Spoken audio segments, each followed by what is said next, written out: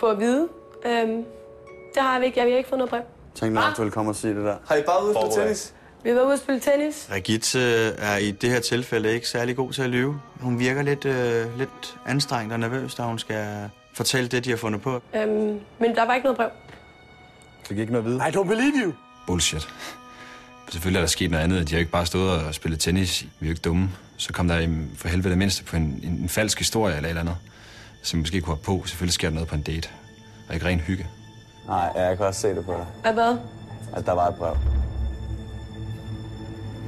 Jeg er god til at lyve, og jeg har snøret ham før, så hvorfor skulle jeg kunne gøre det igen? Han er slet ikke den, som han udgiver sig for. Jeg føler, han har en mission eller en hemmelighed med sig. Hvorfor skal vi beholde sådan en klog person herinde? Han er ikke dum. Hvorfor er der ikke nogen, der siger noget?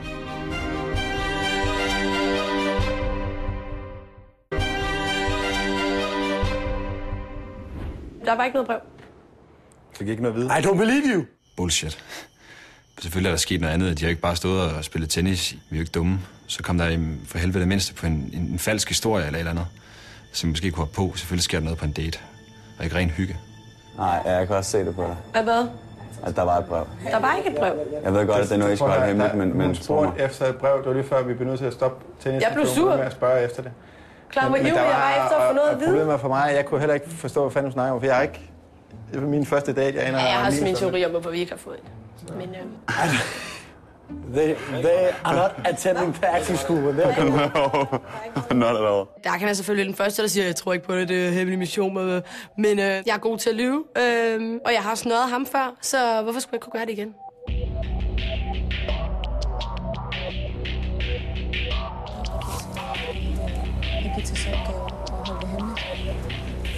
Nej, de fik et brev, hvor der stod hans mission.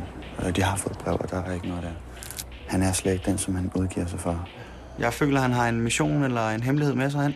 Og den har Regitze lige fået en bid af. Jeg har tænkt mig at løse min mission med at prøve at sige til folk, at han skal vælge den mest taktiske dreng. Det fjerner lidt fokus fra, at vi skulle have en hemmelig mission sammen. Jeg tror, at han skal vælge den mest taktiske fyr. Spurgte han ind til sådan nogle ting? Ja. Og der har ikke været noget brev. Der har ikke været noget brev. Regitze reagerer dumt og naivt, da hun kommer hjem og bliver ved med at sige, at hun kan modtage noget brev.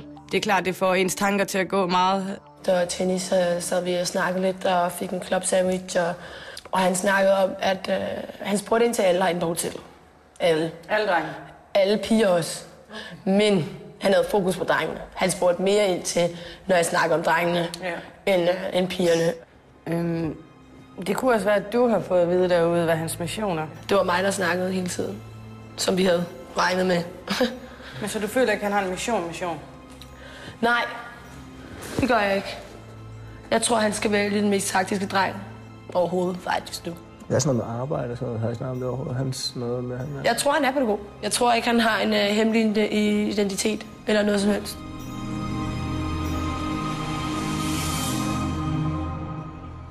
Fortæl mig, hvad er jeres teori? Hendes teori det var, at han skal udpege den mest taktiske drengespiller, for han bliver ved med at spørge ind til drengene. Nej. Holder ikke stik, den der. Hvorfor finder de ikke på en historie, hvad de har lavet derude? Ja, i stedet for bare at proppe ind, altså hvad fanden skal vi...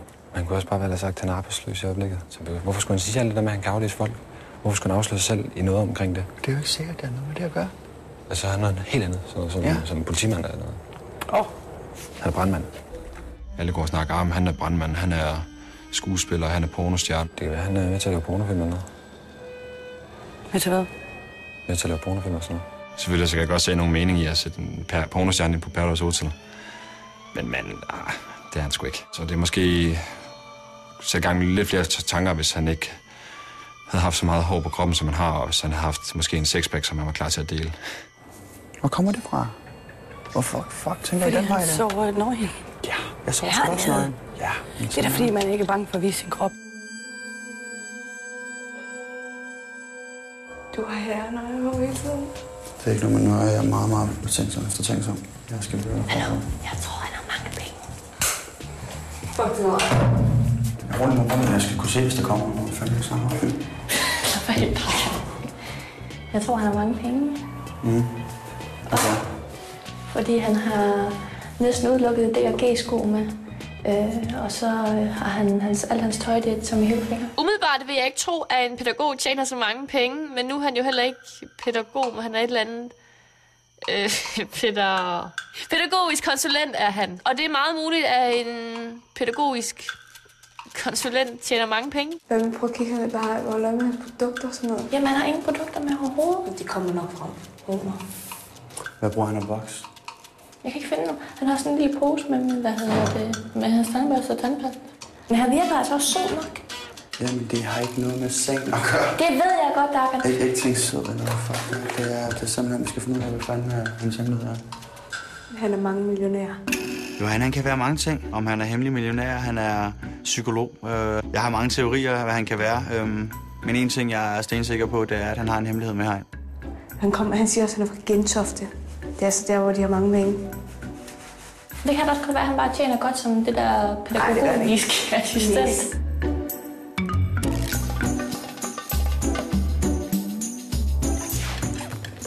Jeg synes, jeg er meget eftertænksom ud.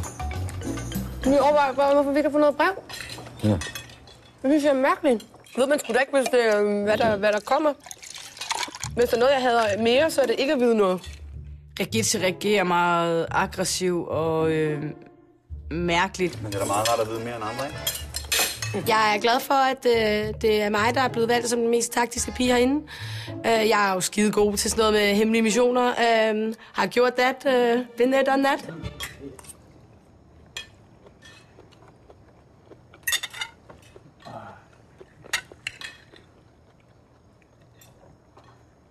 Hvorfor er der ikke nogen, der siger noget?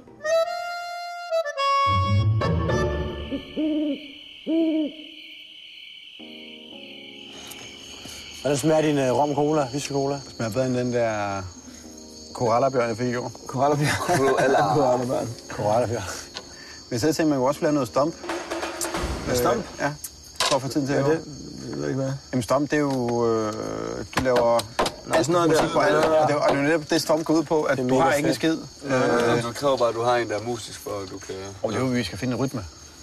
Vi skal bare finde rytmen sammen, og så kan du lave alt. Jo. Det har jeg lavet rigtig meget på seminaret. Jamen, det er jo sjovt, du siger det, fordi min mor, hun er også uddannet pædagog. Hun er også stomper. Jeg kommer til at tage musiklinjen. Not good. Altså, vi skal bare have... Det gælder og hende oppe i barn. Det er lidt længere og smykke. Ja, 6. Han er pædagog. 100%. Ja, det er også det, jeg sagde. 100%. Han er pædagog. Han har lige sagt keywordet. Og min mor er uddannet pædagog. Keywordet. Jamen, det har også det, jeg sagde. Slut! Hvad siger du, keywordet er? Stomp. Hvad? Stomp. Stomp? Han er stomper. Det er alt det der med, at du ikke skulle kunne være pædagog. Ja. Så siger jeg lige nu, at min mor er også uddannet pædagog. Nå, ja. Og hun har om nogen snakket af helvedes til omkring det her stomping. Ja. Og så siger du lige nu, at du har stompet på pædagogseminariet. Ja. Og det er jo et klart tegn for mig, at du er pædagog. Ja, selvfølgelig er det det. Ja. Bum. Hej. Jamen, Nej, så bliver man bare sur. Normalt på et diskotek, Niklas, så løber jeg. Der er mange piger, der løber, når du siger pædagog. Så der løber? Ja, så løber det deres vej.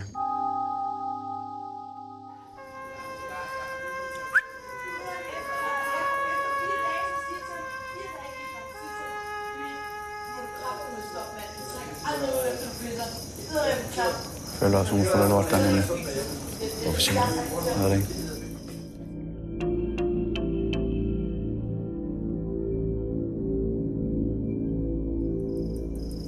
Hvilken brik vil du gerne have, at Christine skal være på torsdag?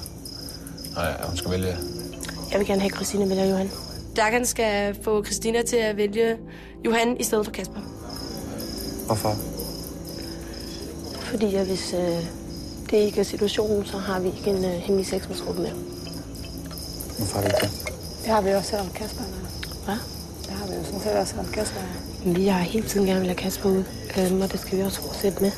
Hvad nu, hvis din mission det er at skulle jeg har ikke nogen mission. De burde virkelig godt kunne regne ud, at når jeg siger, at der ikke er nogen seksmandsgruppe, hvis Kasper ikke ryger ud, så burde den kraftedme falde lige til højre benet. Altså, lettere kunne det da ikke gøres. For det første har jeg ikke nogen mission.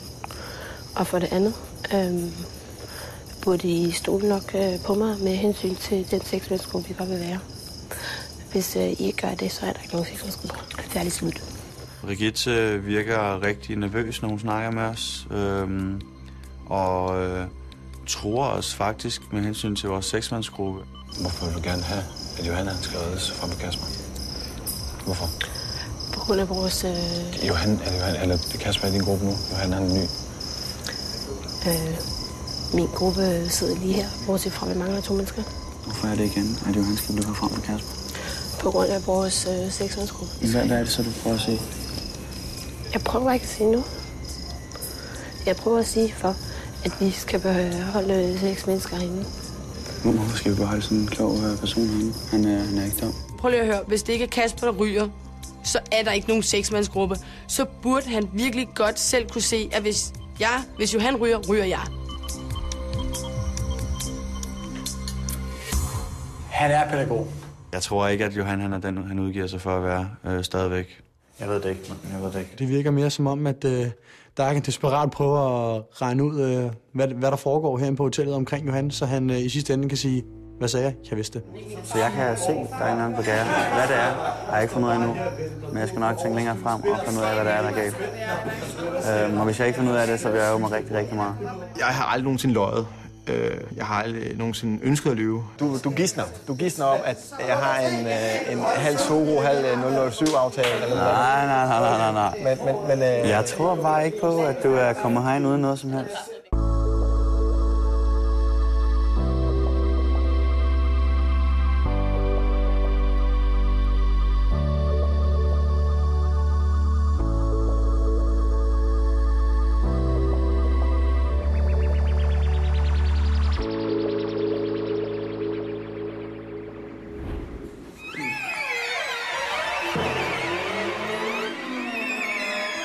Vi ikke gør sådan her, så er der bare ikke nogen seksmandsgruppe. Det finder jeg mig ikke i. Det er en mærkelig holdning, at hun tror, hun kan komme herind og bestemme det hele. Hvad hvis du ikke får din egen mening frem? Kan du så godt tåle det? Hold nu kæft! Christina, er du træt af, at Johan sover nøgen? Jeg har en mistanke til, at Johan han er homoseksuel.